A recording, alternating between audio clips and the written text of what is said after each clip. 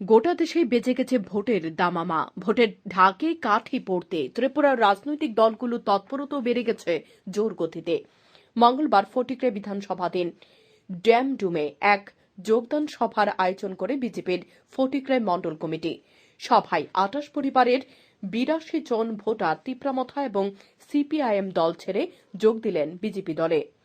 ড্যামডুম বাজারে আয়োজিত সভায় উপস্থিত ছিলেন এলাকার বিধায়ক তথা মন্ত্রী সুধাংশু দাস, ঊনকোটি জেলা পরিষদের সভাধিপতি অমলেন্দু দাস, জনজাতি মোর্চার জেলা সভাপতি পূর্ণমোহন দেববর্মা, তিপ্রামথার জেলা সম্পাদক চন্দ্রমণি দেববর্মা সহ অন্যান্যরা।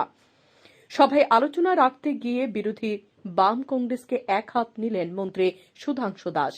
তিনি অভিযোগ করেন, আসন্ন নির্বাচনে জামানত বাজেয়াপ্ত হবে বিরোধী প্রার্থীদের। তিনি দাবি করেন, রাজ্যের জনজাতিদের উন্নয়ন করেছে একমাত্র বিজেপি।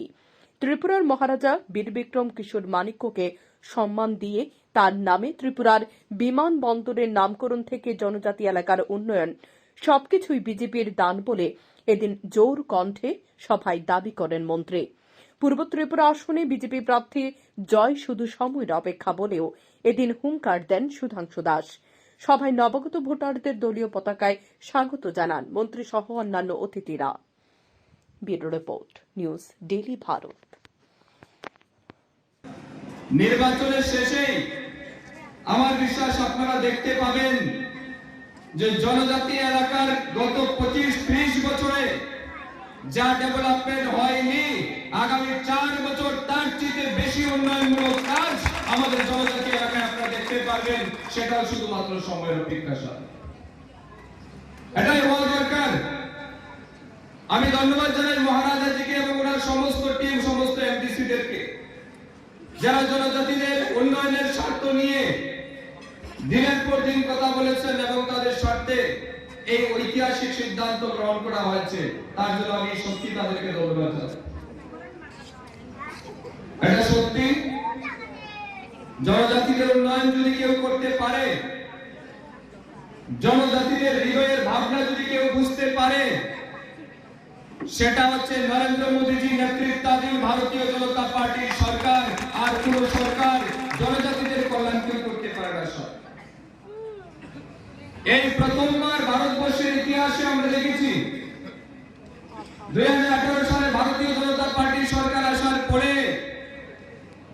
ত্রিপুরা রাজ্যের জনজাতিদের ঐতিহ্য, জনজাতিদের কৃষ্টি সংস্কৃতি, জনজাতিদের ডাইভার্সিটি, এই সমস্ত কিছু দেশের সর্বোচ্চ স্থানে বিশ্বের দরবারে পৌঁছে দেওয়ার কাজ যদি কেউ করে থাকে, সেটা আমাদের সরকার করেছে, নরেন্দ্র মোদীজি সরকার করেছে। এই যে রিসাটা আমি পড়ে আছি, 25 বছর সিপিএম এর সরকার এই রাজ্যে ছিল।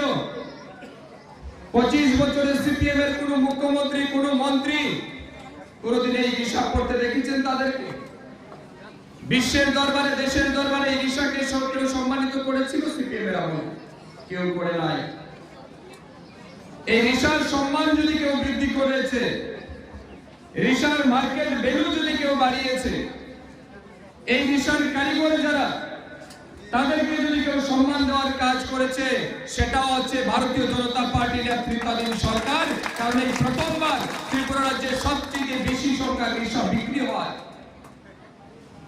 একটা সময় রিসাটা শুধুমাত্র জনজাতি এলাকায় সীমাবদ্ধ ছিল, কিন্তু আজকের দিনে ত্রিপুরা রাজ্যের যত সরকারি প্রোগ্রাম হবে, যত বেসরকারি প্রোগ্রাম হোক, যত নেতা বাইরে থেকে আসুক, বিজেপিরা আসুক, তাদেরকে ওয়েলকাম জানানোর আগে এই রিসা তাদেরকে পড়িয়ে তাদেরকে ওয়েলকাম জানানো হয়। এটাই ত্রিপুরা রাজ্যের পরিবর্তন, এটাই জনজাতি।